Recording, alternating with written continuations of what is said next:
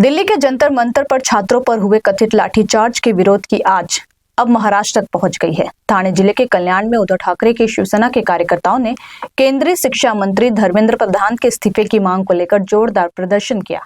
प्रदर्शन के दौरान शिवसैनिकों ने केंद्र सरकार के खिलाफ जमकर नारेबाजी की और छात्र हितों की अनदेखी का आरोप लगाया।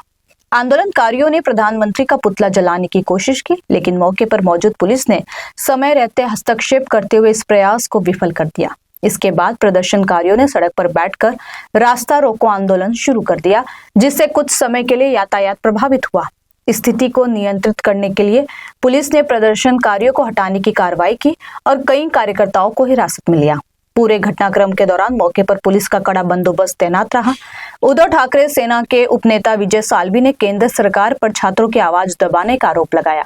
उन्होंने कहा, छात्रों के लोकतांत्रिक अधिकारों का सम्मान किया जाना चाहिए और शिक्षा से जुड़े मुद्दे पर सरकार को संवेदनशीलता के साथ काम करना चाहिए। उन्होंने चेतावनी दी, यदि छात्रों के मुद्दे की अनदेखी जारी रहेगी तो आंदोलन को और तेज किया जाएगा।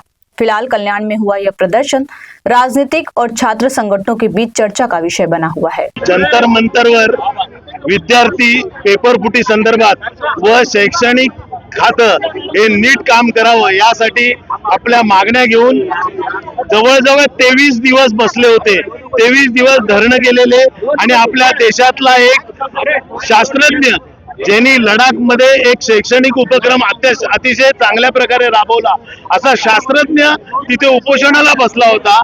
तर त्याला 23 दिवस सरकारचा एकही मंत्री, सरकारचा एकही अधिकारी जंतर मंतरवर येऊन त्यांच्या मागण्या काय आहेत हे विचारलं नाही। अशा दळभद्री सरकारचा आम्ही जाहीर निषेध करतो। आणि जेव्हा 23 दिवस जर विद्यार्थ्यांच्या मागण्या काय आहेत हे विचारायला हे निर्दयी सरकार अडाणी मोदी आणि अडाणी अमित शहा जर तिथे येऊ शकत नाही आणि धर्मेंद्र प्रधानचा राजीनामा घेऊ शकत नाही, त्या सरकारसाठी त्यांनी लॉंग मार्च काढला संसदेवर। तर त्या लॉंग मार्चला जर तुम्ही भेटायला येत नाही तर विद्यार्थी संसदेवर भेटायला गेले तर त्यांच्यावर अमानुषपणे लाठीचार्ज करण्यात आला आणि अमानुषपणे अश्रू नळकांड्या फोडण्यात आल्या।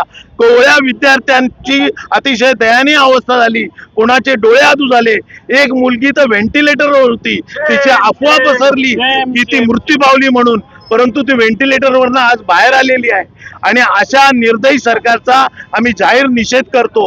हे दळभद्री सरकार ज्यांची सर्व सरकारनीच राजीनामा द्यावा, मोदीची लायकी नाहीये सत्तेवर राहण्याची।